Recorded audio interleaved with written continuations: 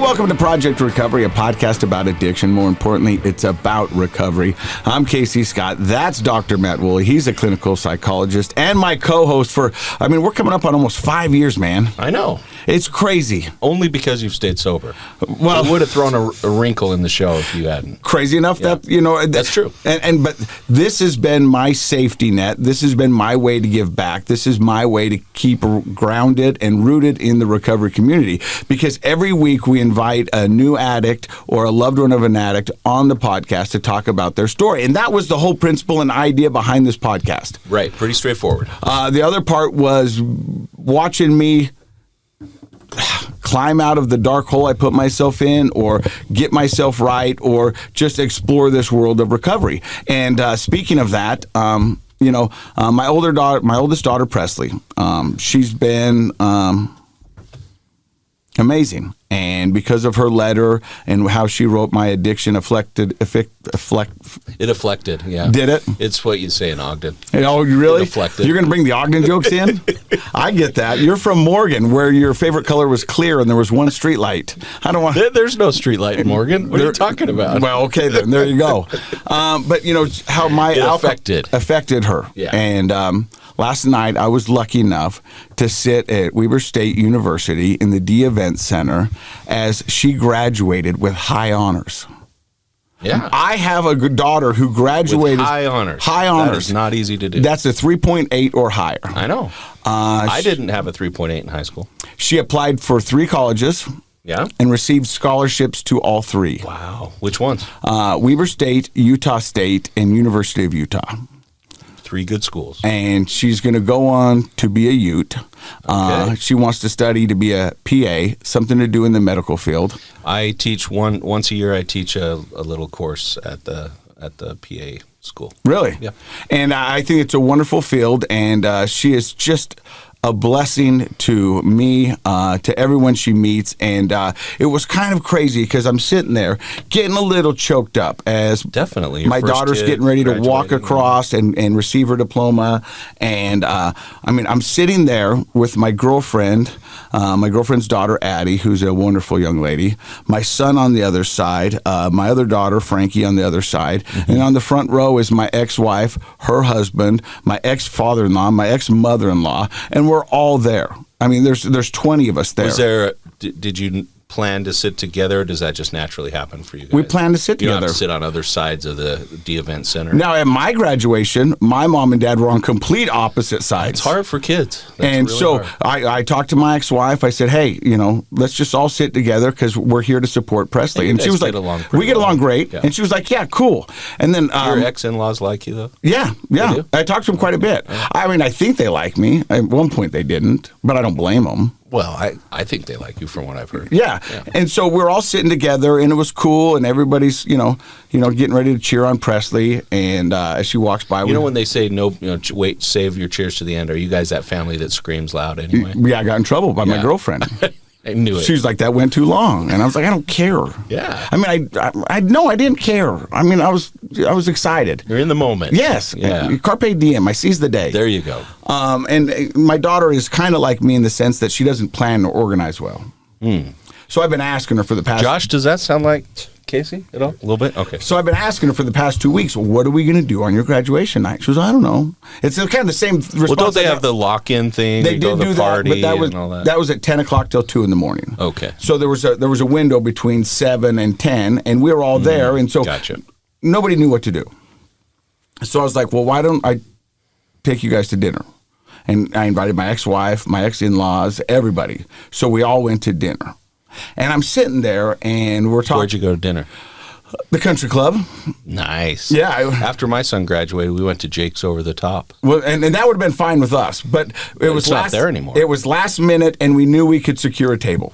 Nice. Country club. Okay, sorry, I'm derailing your story. So we go there, and we're all sitting there, and my ex-wife's telling stories about the time I almost died because I had an embolism.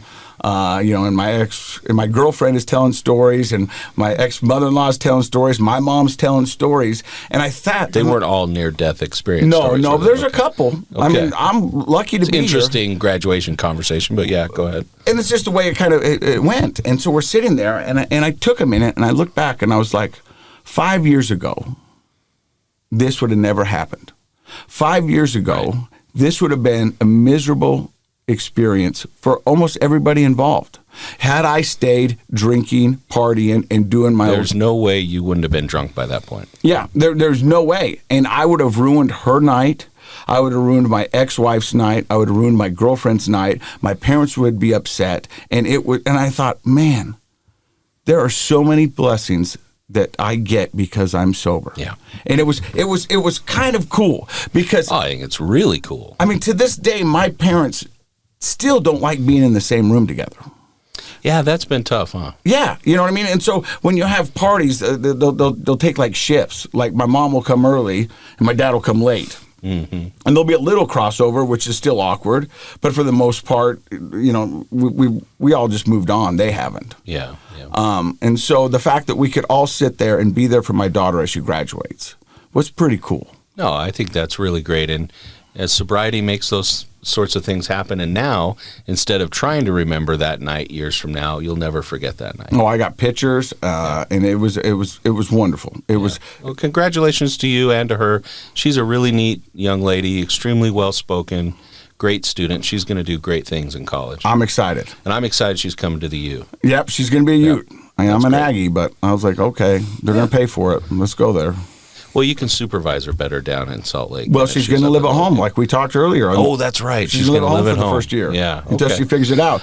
But that's not a bad idea. No. Yeah. So we're talking about college. We're talking about education, and rumor has it you brought a little quiz for me. Oh, yeah.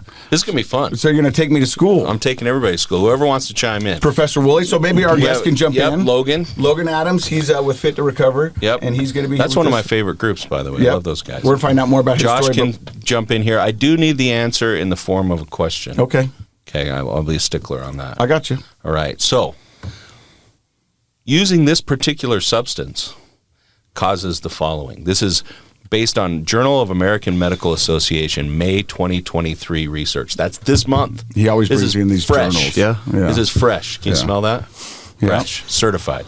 Okay. Teenagers who use this are 2 to 3 times more likely to have depression, suicidal thoughts. We're bringing that up because May is what month? Mental Health Awareness Month. That's right.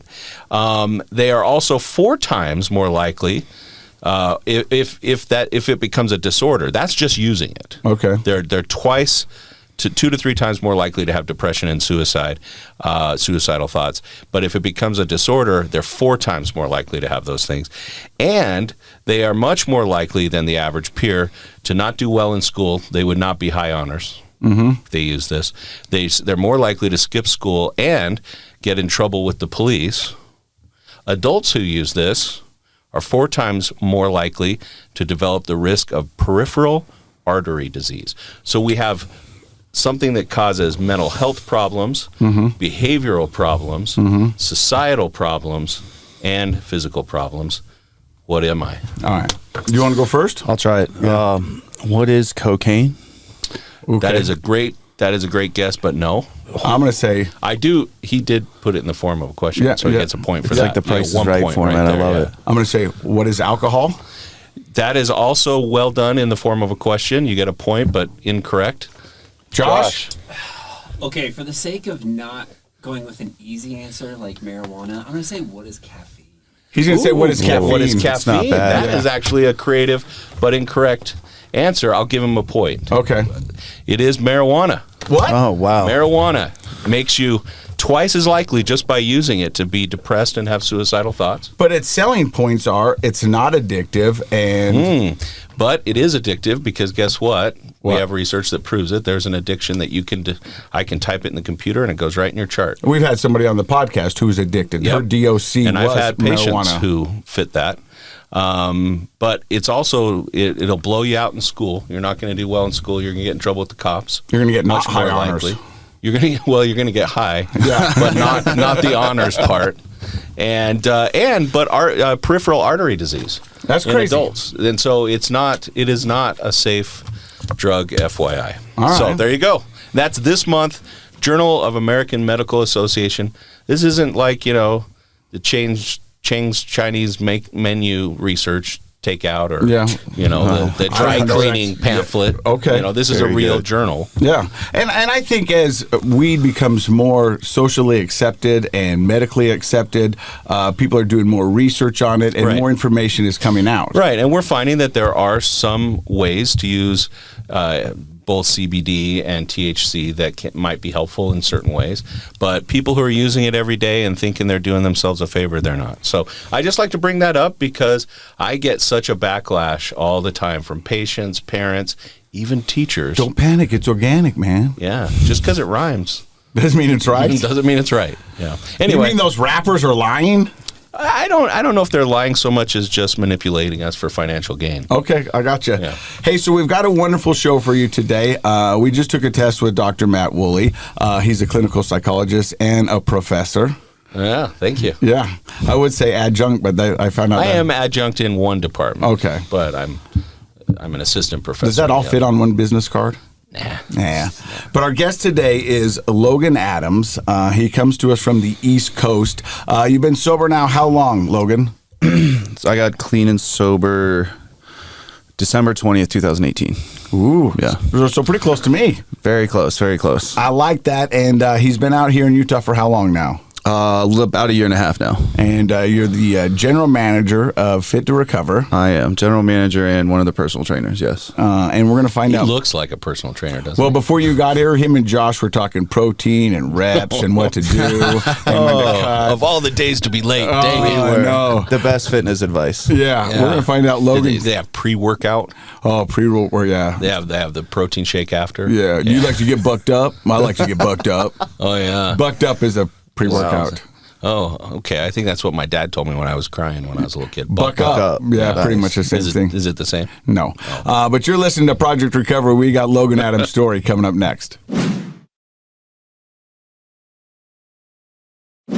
Welcome back to Project Recovery, a podcast about addiction, but more importantly, about recovery. I'm Casey Scott. That's Dr. Matt Woolley. Our guest today is Logan Adams, celebrating just a little over 5 years, right?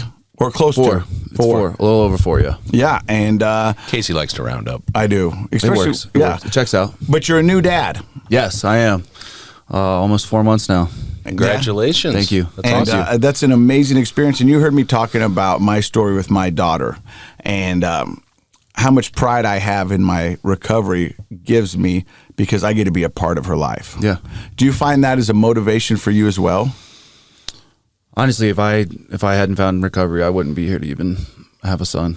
You know, I wouldn't have made it. I didn't even think I was going to make to be 30, and then I got clean and I turned 30, and then I didn't know what to do. 'Cause Let me I ask hadn't you planned this. that far. How do you sell it to yourself that I'm not going to be here when I'm 30? Is that how hopeless it had gotten? Yeah, that's where my rock bottom took me. I didn't expect to be 30. I knew how I was using that 30 was never going to be a part of my life. I'd never see that. I accepted it long before it kind of started to become a reality that I was going to die. I was like, cool, like all the greats die before 30, you know what I mean? And I just talked myself into it. That was going to be the way that I would go out. But we've heard that before, right? Yeah. I mean, don't you think that, first of all, when you're young, 30 sounds really old. Yeah. Right? And then second of all, we talked about, marijuana use causing suicidal thoughts. But I think just drug use in general creates hopelessness. And so it's hard to imagine yourself living in the future doing good things if in the present you're addicted, you're hopeless, and 30 seems so old. It's like, I think that's the cutoff age where people stop imagining their future. It's the hopelessness for a lot of us that keeps us addicted. Sure. Because you can't see a life outside of this. You can't imagine a life where you're not drinking at 7 a.m. You can't imagine a life of you going to a family party without alcohol or drugs in your system. It's like, because you look at people who do and you go, how do they do it? Yeah. It's like, because I can't. I want to, but I know me, and it's not in my DNA. Yeah. For sure. I mean, if you use long enough, you rewire your brain to the point where that life is all you're going to know. I barely remember a life before addiction. Like, I have some core memories from like growing up, but in my 20s, nothing. All I remember is just using and then getting clean. Let's start with a young Logan. Where does Logan's story begin? So I'm from a very, very small town in Maryland, one stoplight. All right, you guys win. Yeah, right. And unfortunately, with the small town life, there's really nothing to do outside of, partying and drinking and, using drugs. We had a movie theater and a bowling alley, but you can only see so many movies and go bowling so many times before you're tired of it.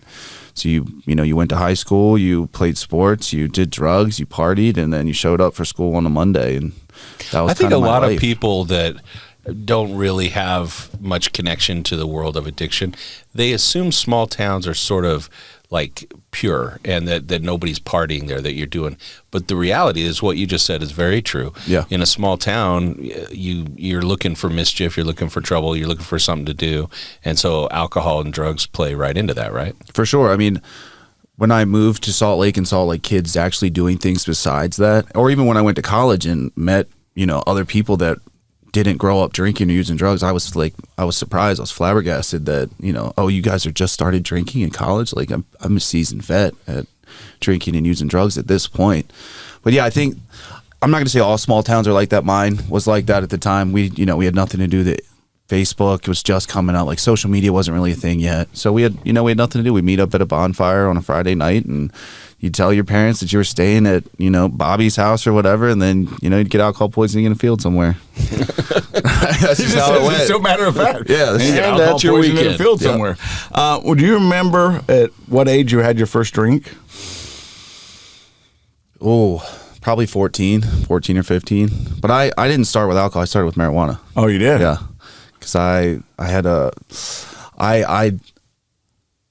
had a pretty grand notion of marijuana. Like I saw, all the rappers smoking, all the, the people that were my idols in movies smoking. So I started smoking weed, and not coincidentally, I caught my first criminal charge not long after I started smoking weed. Really? So yeah, so I started smoking weed, and then I gave up smoking weed because I got in trouble, and then I started drinking in high school, and I wasn't really a huge fan of drinking, so I went, I knew friends that did drugs, and they kind of went hand in hand at that point. Let me ask you this. What was the philosophy of your family regarding alcohol and drugs? Did they ever sit you down and have a conversation like this is bad or you're too young for this? Or was it don't ask, don't tell? I'm sure they're going to listen to this. So I love you guys beforehand. But both of my parents drank every social occasion, every weekend. They got, messed up. And I had a couple aunts and uncles that used drugs. So it was widely known that, you drank at family parties, you drank often, or they would drink every day.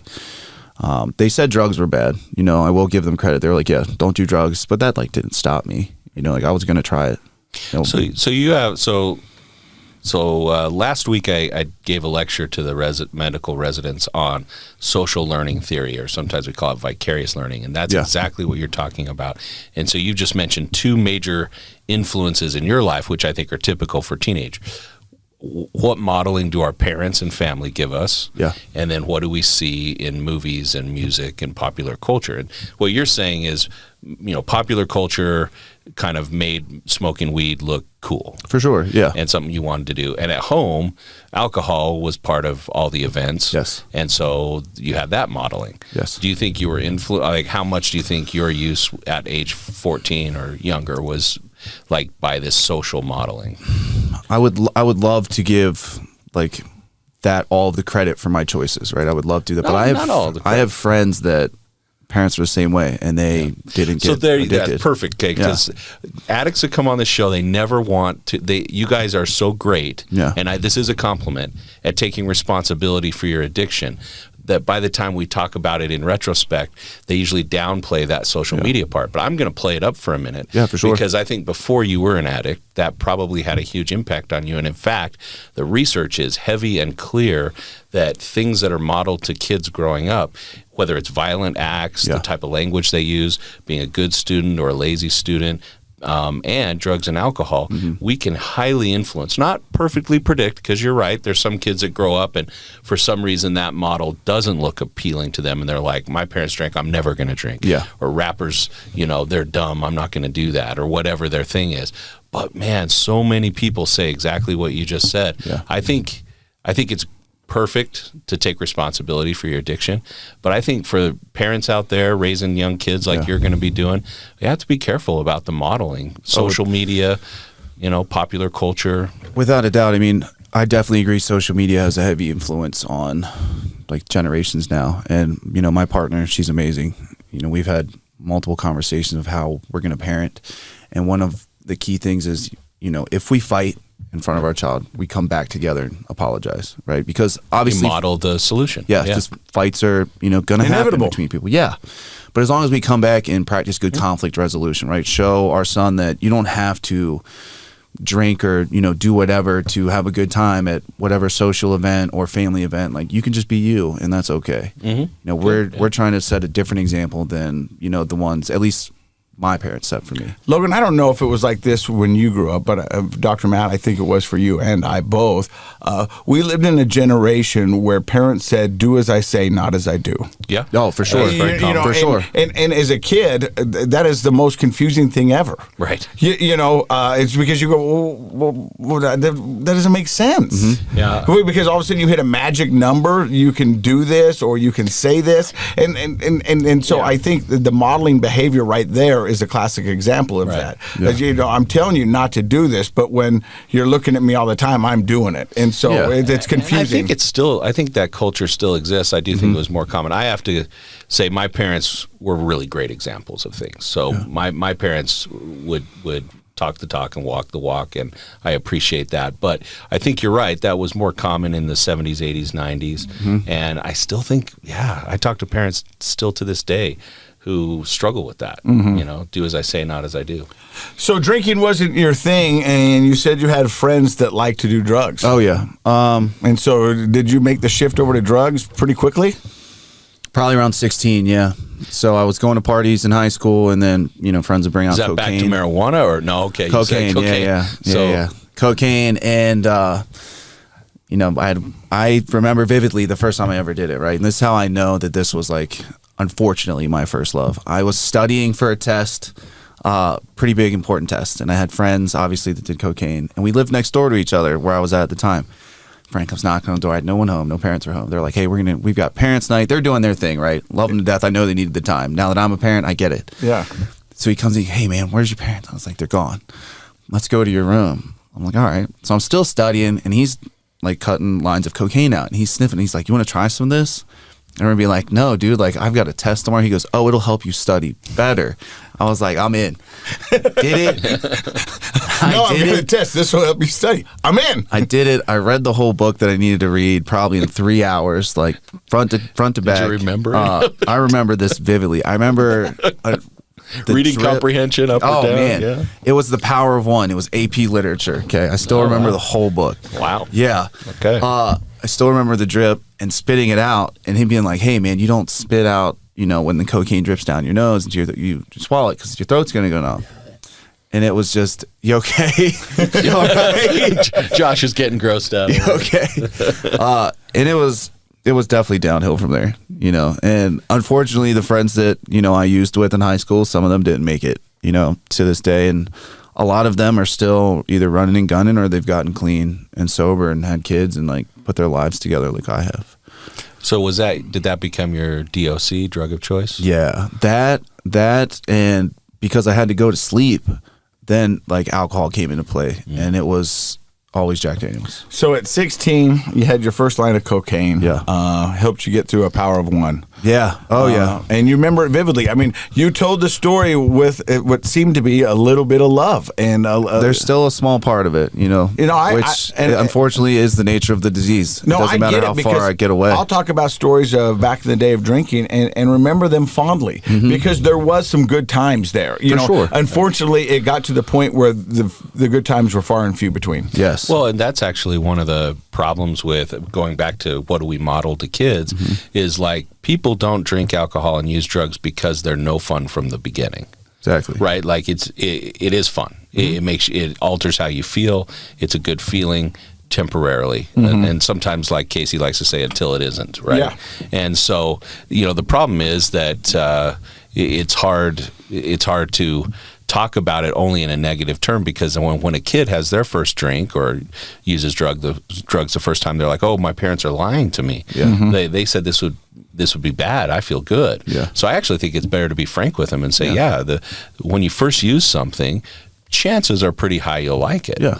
But it's downhill from there. It's not sustainable. It's not sustainable. In fact, it's never as good as the first time. And it may be a quick drop off the cliff, or it may be a slow, but it's never going to be good again. Yeah. And it'll get to where it's bad. But I think that's important when we talk to kids. You have to be honest. So you're 16, you're doing cocaine. At nighttime, you're chasing it with Jack Daniels so you can get to sleep. For sure. Does it start to affect your schooling? You're talking about AP English. No, I still did very well in school. It didn't start affecting any of that until I got arrested junior year. So yeah, it wasn't that long of a time, a year. So yeah, pretty quick. Let's be real, pretty quick. I got arrested, honestly, not for alcohol or cocaine, but for marijuana, because I wanted more money for cocaine. So I started selling marijuana, which in hindsight is a silly act. So I get in trouble, and because of the quantity that I was caught with, the state of Maryland put me into drug court, right? So they're like, but it was juvenile. Like, hey, this is 4 months minimum, blah, blah, blah. You stay out of trouble. It's super easy to do. They sold me on it. They're like, or, you're going to have to go here and, leave home. So I was like, oh, okay, cool. So I get in there, and they're like, oh, by the way, this is 6 months.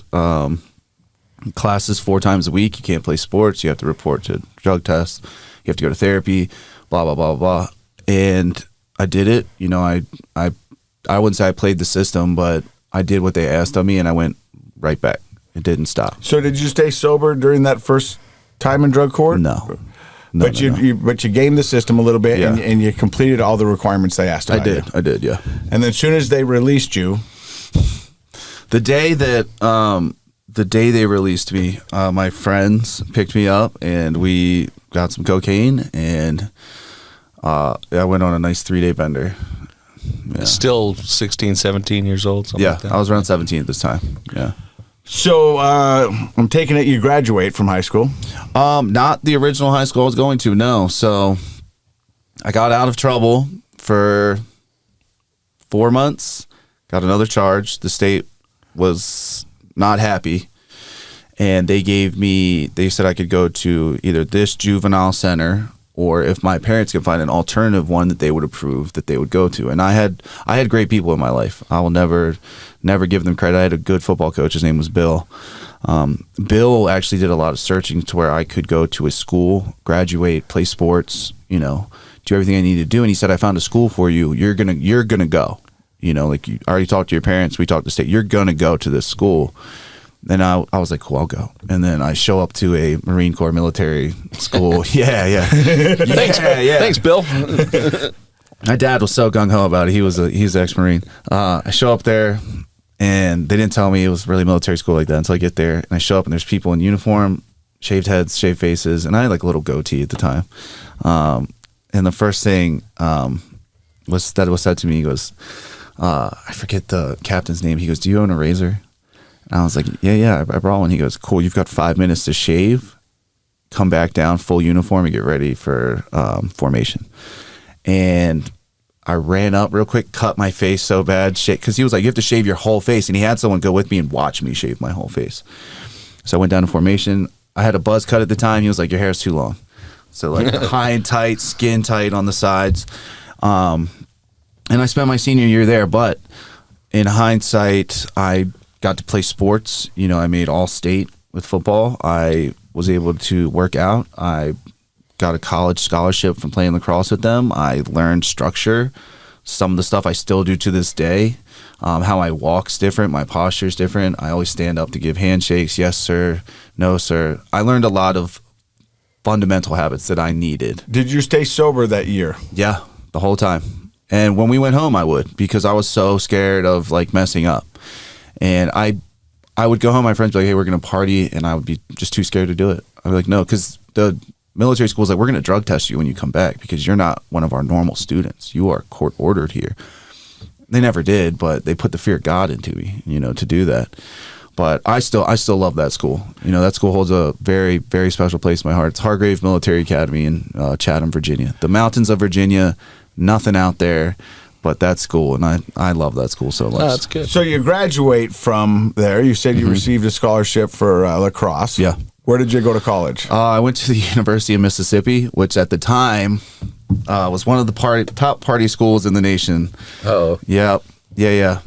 When we finish the podcast, Google the Grove. That's where the tailgating happens. So I went there to play lacrosse, and I played lacrosse. I went to class for the first semester. Second semester rolls around. I joined a fraternity. I picked drugs up again. I still played lacrosse because I had to show up for practice. Started getting drunk in public, citations. I got arrested. And then pretty quickly I found out that, I had a problem and that I couldn't be a normal person in my, early 20s. So What fraternity? Phi Kappa Tau. I'm a Sigma Chi. Nice. So yeah, SEC school, fraternity, a lot of partying.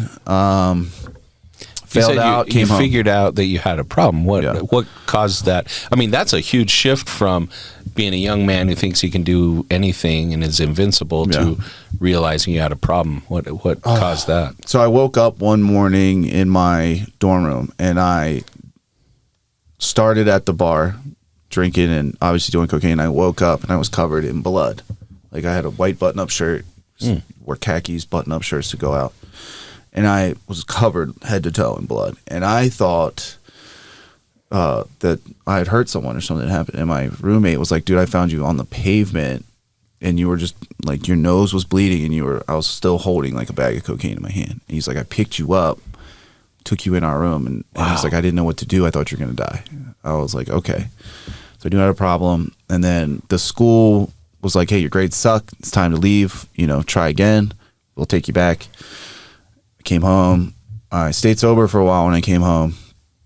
And then I ended up picking cocaine back up around 22. And then... why did you pick it up again at 22? Because I make stupid decisions. I missed it. But I mean, is it a little bit of life's not going where I thought it was going and I'm stuck here and... why not? For sure. But I think that's that hopelessness, right? Yeah, that's exactly what I'm talking about. The hopelessness. You go, well, nothing seems to be working out how I thought it was, and I got nothing better to do, and this at least, supposedly is giving me a little bit of fun, but is it really? Going back to my hometown was the worst fear that I had. It still is my worst fear. I don't have anything against that place. I don't want to be another generation that lives and dies there, And when I had to go back, I was crushed. So I stopped using. Because at one point, they're telling stories about you. You went to a military school. You got a scholarship. Yeah, I had all my stuff together. Like, he's doing well now. And it's a small town, so everybody knows everybody's business. Yeah. I had a good job. I was working with my dad doing construction at the time, which, I was making good money. I had my own place. And I just kept getting around the same people. I just kept getting around those same people that I would tell them no, and they would accept the no. And then later on, a couple of days later, you sure? You want just one? It was always just one. Like, why don't you just try one more? You've changed. You've grown more. You can handle it. Yeah, now. You've accomplished this stuff. There won't be alcohol involved, or we'll go out. There won't be any cocaine. We'll just go out for a night, and it would always lead to the same thing. Mm-hmm. So at 22, you pick it back up. Yeah. And how quickly does that escalate? I managed it for a while, and then I ended up. What does that mean? You managed it for a while. How long? So I was one of the weekend warrior people where I could it would be like a Friday night or a Saturday night, and I knew I had to work on Monday, so I would stop on a Sunday and be cool the whole week. That's how I managed it. I could just at one point I was able to do that, and then it escalated to not being able to do that. Yeah, the disease just slowly kept picking up in my mind. Just talking to me all the time, like, hey, it's Thursday. Friday's tomorrow. It's okay. And then I'd be like, well, it's just Monday. Why not pick me up to get you started on the week? Let's start the week off right. The week gets shorter and shorter as that thinking starts, right? Throw a couple Taco Tuesdays in there. Exactly. The week is Cinco Wednesday. De Mayo. Yep. And then it's just every day. And then I ended up progressing to opiates. Why though? So I have these nice, wonderful scars all over my face, on the back of my head. I was assaulted in a bar parking lot, right? And I'd already suffered multiple facial fractures from lacrosse and everything else, CTE from football, which I firmly believe like progressed my addiction, like especially my disorder. So I broke all the stuff in my face. I woke up in Baltimore at Shock Trauma University, which is one of the, in Maryland, you know it, if you woke up shock trauma, like things are not going well for your life. Like you probably aren't going to make it through. I remember seeing my mom, not seeing her, waking up, and they gave me Percocet 30 milligrams, right? Now, I took them as prescribed because I was a responsible person with that, because I was afraid of prescription medication. Oddly enough, I was afraid. So I took them for 18 months straight, the way that they told me to take them. And then 18 months in a day, they cut me off. They took me off opiates. They're like, hey, like everything's healed. You're good. Good luck, you know. Good luck on your journey. What year is this about? 2013. Okay. Yeah. And then that's right when, you know, the opioid, you know, kick was going up. Right. Everybody was on prescription medication. Because nowadays they wouldn't put you on No. opiates for 18 months. No. That's such a long time. So yeah, so I You started remember on opiates. they kicked you off. Yeah. How long did you go without? So I went 3 days because I didn't know. You know, like I was still ignorant to the fact that you had to go through withdrawal on opiates. And I remember day 3 being like, I think I have the flu. Like, this is the worst thing ever. I remember laying on my couch watching Netflix and being like, I have the flu. And I had friends that used opiates that were like closet users. And one of them came over and he's like, hey, man, you okay? You look sick. I was like, dude, I think I have the flu. He was like, are you still taking your prescription medication for like your pain meds? I was like, no. He goes, oh. He goes, you don't have the flu, dude. He was like, you're dope sick. Like, you're going through withdrawal. And he just gave me a pill and I took it. 30 minutes later, I was like, oh, I have to do this every single day now. There's no like backing down from this. Because, you know, going to rehab was like taboo. Mm-hmm. You know, like I couldn't tell my parents like, hey, I have to go to rehab, because I honestly didn't think that I could play a role in getting there. Like I thought the doctor would be like, hey, he has to go. So yeah, I picked up prescription medication and that's when everything went bad. At that point, you're doing prescription medicine. Yeah. Is cocaine still playing? Yeah. Yeah. What's scary about that part is I couldn't breathe out of one nostril. So I was doing cocaine out of the one that I could breathe out of and popping pills, and I was trading back and forth because I had friends that worked in doctor's offices and they're like, hey, you still have multiple lacerations. Your face is still messed up. Here's this prescription. I'm going to write you it for this, or I'll fill it out on the doctor's pad. They're already signed. You pick it up. We'll split, you know, whatever you're going to get. You keep the rest as long as you take the risk in picking it up. So I would do that. I would trade back and forth. And that's how that was actually really common Yeah. practice for scamming for opiates back in the day, because the docs did have actual pads. They don't do that anymore. It's No. electronic Yeah. now, right? And it's Yeah. double and triple checked, and we have a system. But that's one of the reasons that the crisis got so out of Yeah. control was you could have like an MA or somebody that just works in the office steal one of those pads that had the signatures on it, and boom, you're off to the That's races. it. Yeah. So now you're doing cocaine and opioids. Sure. And how long does that go for? Many, many years. At any point, does your family realize you've got a problem? Or are you pretty good at keeping it? I thought I was good at hiding it. I think for a while they didn't know, and then like things started going missing in our house, right? And then prescription medication went to heroin because it got too expensive, and I only made so much money, and I can only steal so much or rob so much. Walk me through the jump from opioids to heroin.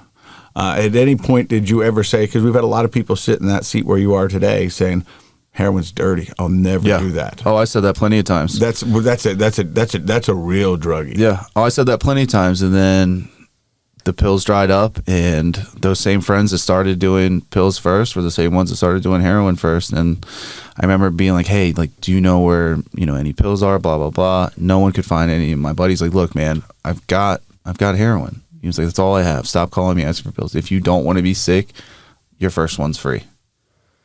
And I was like, well, you said my favorite word at the time, free. I was like, okay. So I went there and I'm like, hey, how do I do this? And I was so ignorant to heroin at that point that he was like, the only way that you can do heroin is to inject heroin. And I was like, oh. And then like later down the road, I find out there's many, many different ways to do it.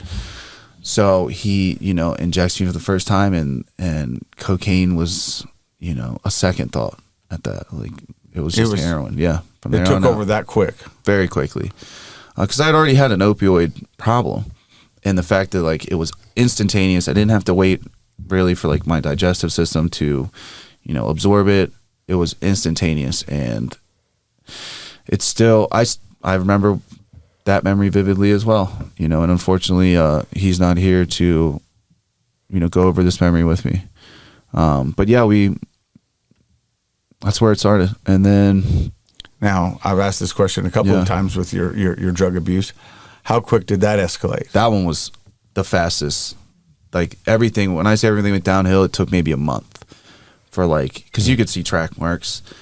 I had moved out with my family. I was jumping from house to house with friends because, you know, I stole too much from them. They didn't let me in the house. They barely would want to talk to me. And I love them to death for that decision. That's what I needed. But yeah, everything was just downhill. And then I was an hour and a half away from Baltimore City. And in Baltimore City, it's still an open air drug market there. Really? You drive in, you roll your windows down, they call out whatever you want. You pull over, you give them money, they give you drugs. 5 minutes, easy peasy. And it's still that way, huh? It's still that way. Wow. It's still terrible. I went back not too long ago and had to go through Baltimore from the airport. It's still the same way. You know, it's like, it looks like the apocalypse went off, because I was on the west side of Baltimore, and that's the equivalent to Chicago. It's very dangerous. It's very drug riddled, like prostitutes, gang members, you know, addicts all over the street. You'll see hypodermic needles, sidewalks. Like people will overdose on the sidewalk and everybody goes on. Like it's just their day. So you're now in Baltimore. Yeah. Is that because drugs are more accessible? You can find people to take advantage of? Is it all of it? Pretty much. I mean, so I would buy them and I would come back to my hometown and sell heroin for double the price, right? Because everybody was afraid to go to Baltimore because they knew what it was. Everybody in Maryland knows how Baltimore is. And at that point, I just didn't care. I didn't care like what happened to me. I just knew that I had to stay high and I didn't want to be sick. So I was going back and forth to Baltimore selling. And then at one point I just said, you know, whatever, I'm not driving back anymore. I'm just going to live up here. And I lived in my car, and I knew enough people at that time to where I could work for drug dealers, sell what I needed to sell for them. They would keep me high. And that's how I lived. But how dangerous was that? Like you're living in your car, working for drug dealers in Baltimore. Did you feel unsafe? I didn't care. You didn't care. That was never a thought. That sounds terrifying to me. Yeah. That was never a thought that like crossed my mind, was how safe am I right now? What was on my mind the whole time was, how am I going to stay high, make enough money, or get in touch with whoever up there to be able to stay high? And then I met enough gang members where I didn't have to go a day without anything for a long time. And then my car was taken back, and I was living in abandoned houses, homeless for a long time, through winters, through summers, through spring, all of it. Still selling drugs, still rubbing elbows with gang members. People were overdosing. I can count on my hands and feet how many people I've watched overdose in front of me. Even less of that number that I was able to save with Narcan, because they just hand it out in Baltimore, right? They just hand you Narcan. The cops don't care. They catch you with drugs, they'll take it, they'll hand you Narcan, they don't arrest you. You're back on the street. I could have gone without it, but at the same time, I'm glad I went through it, because I'm who I am now because of it. Do you feel, I mean, I know nowadays talking about trauma is sort of popular in various ways, but I mean, I think what you're talking about would be pretty traumatic for a person, watching people that you knew die from drug overdoses, living just, you know, moment to moment, not knowing if you're going to be okay, but only really caring about drugs. I mean, do you feel like that's been traumatic for you? Oh yeah, I think that kind of helped me give up, seeing that not a lot of people made it a long time. Like I knew addicts that had been there for 20 years and they were gods to me because I didn't. But they were probably the few, right? The very few. You think about what he just described, and it's a lot like somebody who went to war would describe, because you're in survival mode. Yeah. You're doing whatever you can to see the next day, and you don't have time to be afraid. All you have time is to stay alive and figure out how to get that next hit. Yeah. And so I'm wondering, do you have any PTSD from your time down there? Is that a thing? I don't know. So when I finally went to treatment, I went many times, but I always turned down the mental health aspect of it when I went. What does that mean? So they would say, hey, you have depression or anxiety, PTSD, come to therapy. And it was optional where I went. I was like, no, I don't care about any of that. I'm just an addict. I'm good. Yeah. Like I'm not, scared. I don't have anxiety, anything like that. And then the last time I went, they're like, hey, you have depression, you have anxiety, you have PTSD. Like not everything is okay with you. And at that point I was so low. I was like, I agree. All right. Before we get to that, a lot of people who sit in that chair where you're sitting today talk about their rock bottom.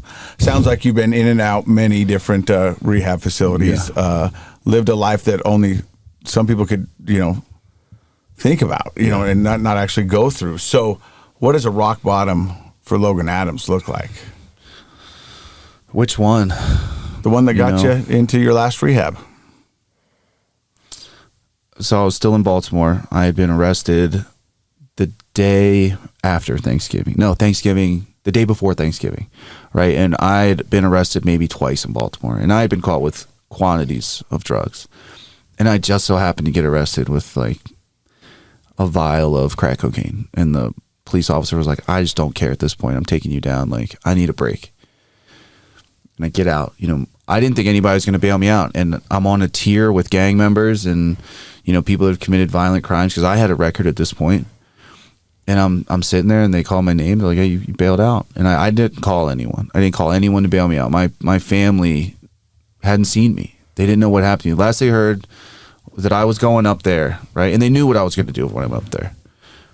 And they didn't hear from me for a week. And this was not a common occurrence for me to do. Like, I disappeared for years at a time.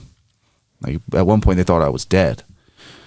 So my mom, she had the thought just to call. So she called Baltimore City Central Booking. And they're like, yeah, we got him. 1% of his bail. Call a bail bondsman. They called it. So she gets me out. So she just had that thought out of the blue. Yeah. No reason to necessarily call, but she called. Yeah. And you happened to have just been arrested. Yeah. So I get out the day after Thanksgiving. My mom comes and picks me up at 4 a.m. And there was a methadone clinic where I was getting high. And I convinced her, I had lied to her and told her that it was a halfway house that I could get to. And now I knew of halfway houses in Baltimore because I sold to the halfway house patients, right? I'm not a good person, okay? I'm like, hey, I'm going here. I need $300. They're going to let me in 6 a.m. So she's like, cool. If you need this money, I'm going to sit and wait for you to walk in. I was like, you can't come in with me because it's a HIPAA violation. She's like, cool, but I'm still going to sit by the door and watch you walk in the door. So she gave me the money. God bless her. I walked in the door. The lady at the methadone clinic said, are you a patient here? I said, nope, I'm not. My mom pulled off. I walked out. I went right back to the people that I had gotten arrested with because some of them didn't get arrested. And they're like, did you say anything? I did not. They're like, cool. Showed them my paperwork from when I was arrested. They gave me a decent amount of heroin and crack cocaine. They're like, cool, way to keep your mouth shut. We'll see you tomorrow. Stayed high for many days. This was cold at the time. I was in a hoodie, sweatpants, and bedroom slippers. I was in an abandoned house with other people. The church down the street was giving out jackets. They gave me a North Face jacket, which was a bad idea because I went and traded it. So I'm in a hoodie, sweatpants, slippers, freezing, right? Like physically shaking, huddled up with a bunch of other addicts. And we're all still getting high. And I remember waking up one morning and just being like, I'm going to die. I can't do this. And I hadn't been afraid to die at that point. and just a huge wave of fear hit me. I was like, I'm going to die. I can't do this. And I remember calling my mom, being like, I'm going to die. Like, this is real. Like, I'm not calling you for help. I don't want money. I just need someone to pick me up from this location, drop me off to the local jail back home, because I had a warrant. I was like, I'm turning myself in. I can't do this anymore. So they're like, we'll be there in 2 hours. I score enough drugs, right? Because I'm an addict. Robbed a couple people to get more, just in case. Called the adult drug court that I was in at this point. I'm like, hey, I'm coming back to town. I will be here at this time. Pick me up. I know I have a warrant. I haven't seen you guys in 6 months. And her name is Kelly Reynolds. I love her to death. We still talk. Kelly, when you hear this, thank you. She said, do you want to go to rehab instead? I said, yeah, I need to go to rehab. So they're like, cool, you just have to go in to the jail. We'll process you.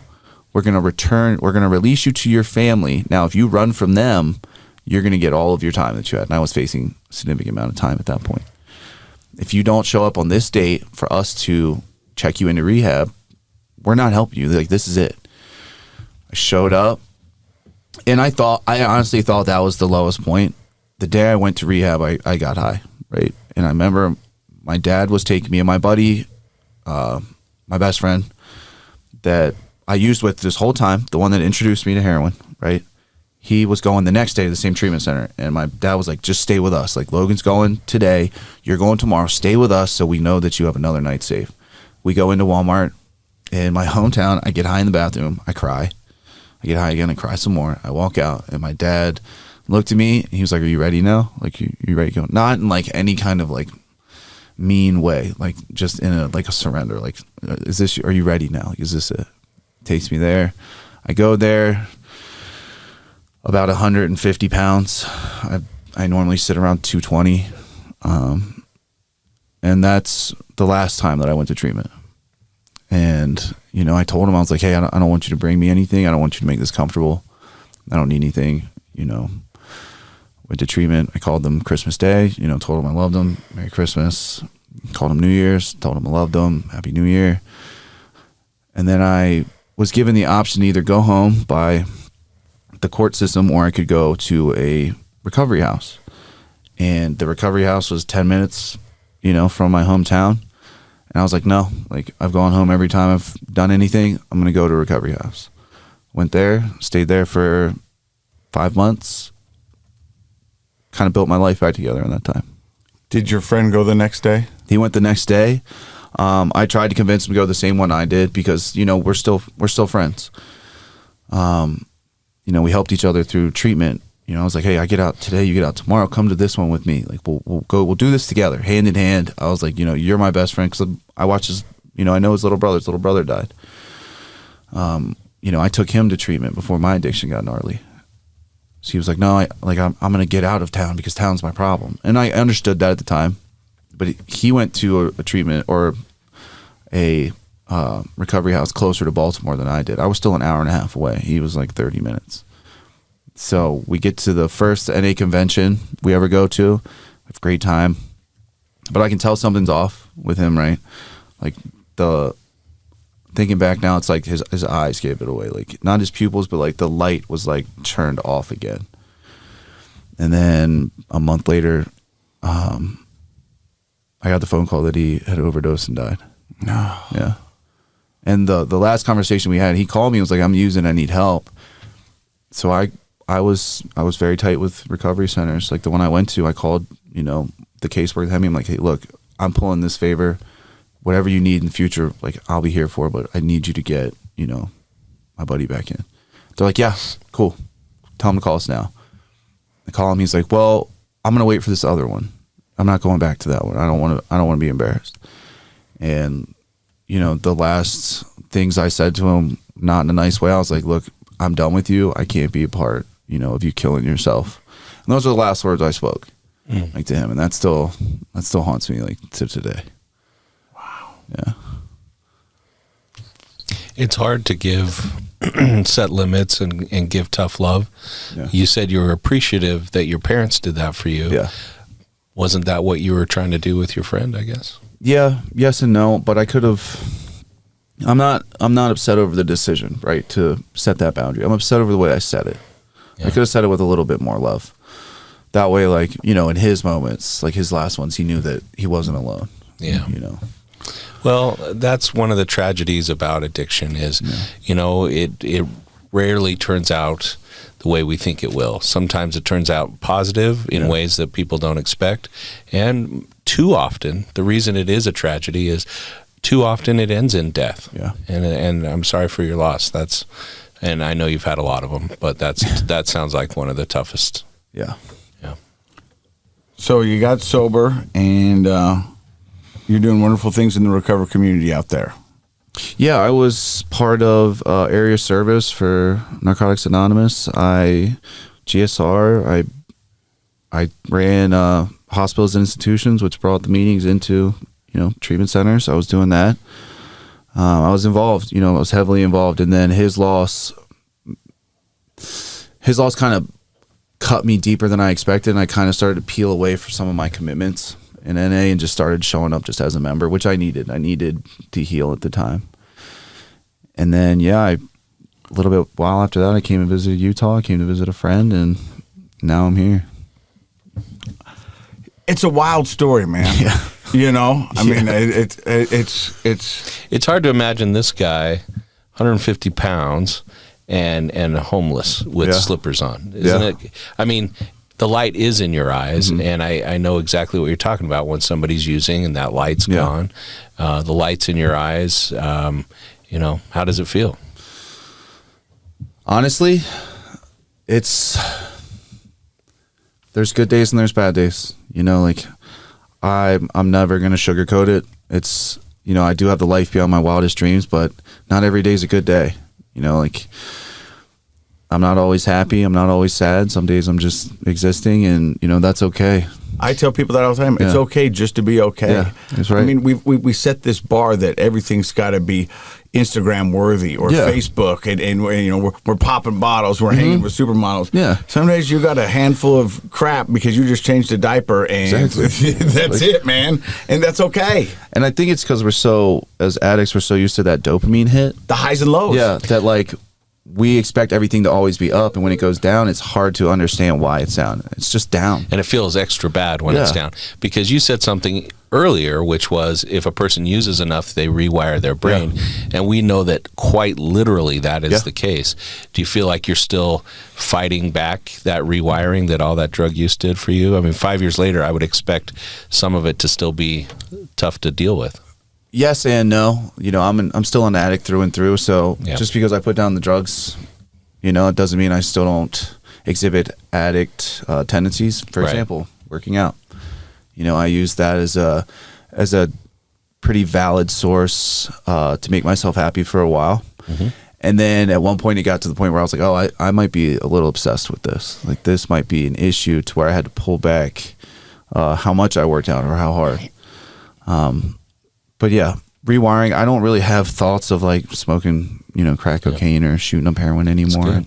I have a very, very, very healthy fear of needles, to the point where when I got my COVID vaccine, I was like flushed, like about to pass out. Like, now I'm terrified of them. And now you're general manager at Fit to Recover. Yeah.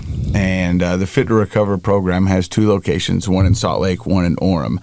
And the thing I tell everybody about Fit to Recover, and I often refer people to it as well. I have as well. It's an amazing community for fitness, for music, for nutrition, for just community in itself. Yeah. It's a wonderful place. Service, a lot of service. And so for those who don't know, give everybody kind of a 911 of what Fit to Recover is all about. That'd be a 411, I think. The 911. It's an emergency. Yeah. Well, yes, it is. When you need it, it's an emergency. So when I first came into Fit to Recover, before I had the job, right, I was told very explicitly, we're not here to, you know, get big or, you know, any kind of crazy nutrition. It's a community, right? And our 4 pillars are great, you know, fitness, nutrition, service, you know, our outreach is great. We talk to drug court, we do everything that you can think of, but the golden nugget that is Fit to Recover is the community. It's how tight knit we are. You know, I've led classes where people have been had their worst days in sobriety, and they still show up, and everyone will rally around them. Everyone will be on, on their side to help them out. That's one of the things that I love most about Fit to Recover. It's the community aspect, right? We have meetings there. Obviously, our fitness classes, music, art. We have everything that you can think of to keep you busy every single day of the week and to keep you safe, right? Whether you're there for an hour, whether you're just hanging out with us in our office the whole day, we don't turn people away. We love having people that need help. We love having people in recovery there. We will always help you. And that is the best thing about Fit to Recover, is that we don't tell you no. We're going to help you as much as we can. And if we can't, we are going to refer you to someone that can.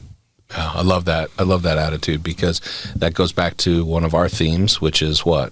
The opposite of addiction isn't abstinence. It is connection. It's connection. Right. And I actually think that right there is one of the very most powerful psychological tools we can provide in any mental health capacity, including addiction, is positive connection. If you can find a positive connection, you're going to do better with whatever you're struggling with. Yeah. So let me ask you, you just heard Logan's story. Yeah. What are some takeaways? What are some things that stand out for you? Casey always likes to quiz me with the standouts. So I've been thinking about it, and I'm going to go back to something that didn't seem like maybe the biggest part of your story. It certainly wasn't the most salacious part of your story, but it is definitely along the theme of connection, and that is Coach Bill. Yeah. And there are so many people that have the opportunity to be a Coach Bill. Yeah. And while Coach Bill's efforts didn't turn your situation around 100%, look what he did for you. He could have just been the coach who said, well, I'll write that kid off and stick somebody else in his spot, and his parents can figure him out. Yeah. But Coach Bill went the extra mile. And there are teachers and church leaders and just friends, parents. There are so many people that have the opportunity to go that extra mile, and I'm always impressed. Yeah. I think those people in our community make just as much of a positive difference as maybe the professional people do. No, I wholeheartedly agree. And I would say Coach Bill didn't fail.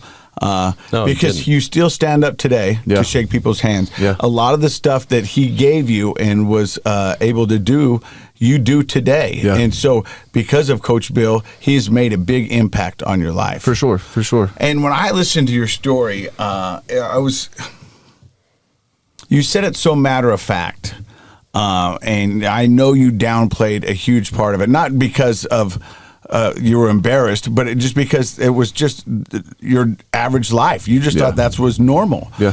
But, living in abandoned houses, huddling with addicts to stay warm, smoking crack cocaine, dealing with gang members every day. You listen to that, and you want to talk to some people who have loved ones that are addicts and go, because at no point were you really having fun. No. It was all about survival. Yeah. And it was getting what you need. Yeah, I'm not sure any of his story sounded fun. No, it sounded horrible. There were a few good parts. No, I don't know. No, I know. Like the wrong word. There were a few parts where I thought I was enjoying myself. But the reality is that when you look back with a sober mind, and you really want to dissect it, at no time were you having fun. No, I mean, I think that was my little slice of hell for 6 years. I got to experience, what that's probably like. And because of that, you're more giving, you're more loving, you're more empathetic. Yeah. And it's made you a better person, and it'll make you a better leader, and it will give you the ability to shape and help somebody else. And you now will become a Bill to somebody. I hope so. I think kids now are going to be a lot. They're more luckier than I was. It was still pretty taboo to be addicted to anything.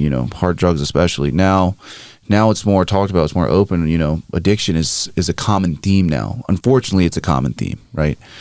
But I think now, parents are more aware of what could happen. I hope parents are more aware of what could happen. If they're not there, and my son's friends, if I see a little piece of me in them, be like, hey, do you need some help? I got this is where I came from. I agree with you 100%. I think just in the last 20 years, there has been people who are in recovery have gotten loud. Yeah. And they're involved in our communities, and they're doing good things.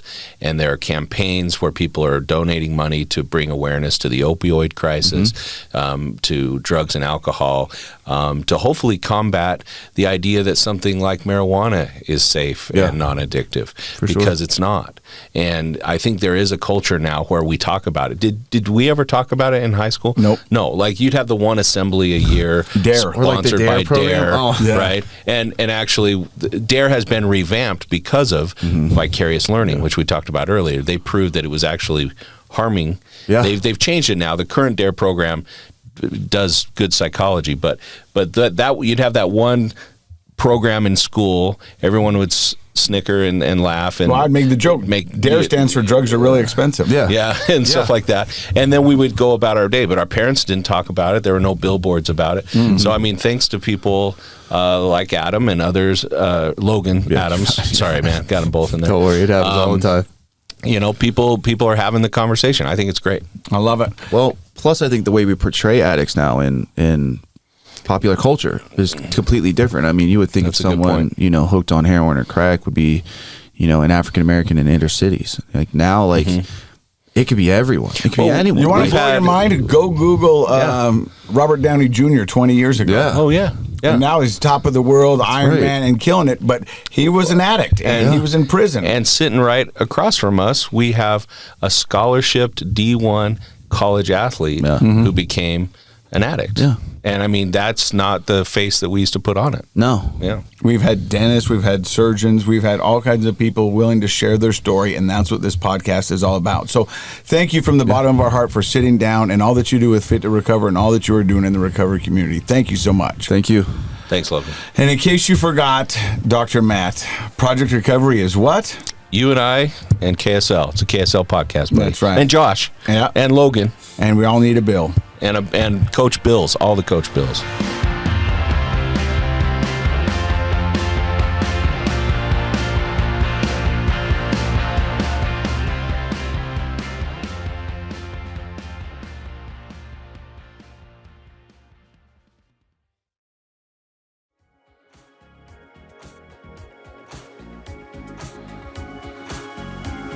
The contents of this program are for informational purposes only. The program is not intended to be a substitute for professional medical advice, diagnosis, or treatment. Always seek the advice of your physician, licensed therapist, or other qualified health provider with any questions you may have regarding a medical condition. Never disregard professional medical advice or delay in seeking it because of something you've heard on this program. KSL does not recommend or endorse any specific tests, physicians, products, procedures, opinions, or other information that may be mentioned on the program. Reliance on any information provided on the program is solely at your own risk.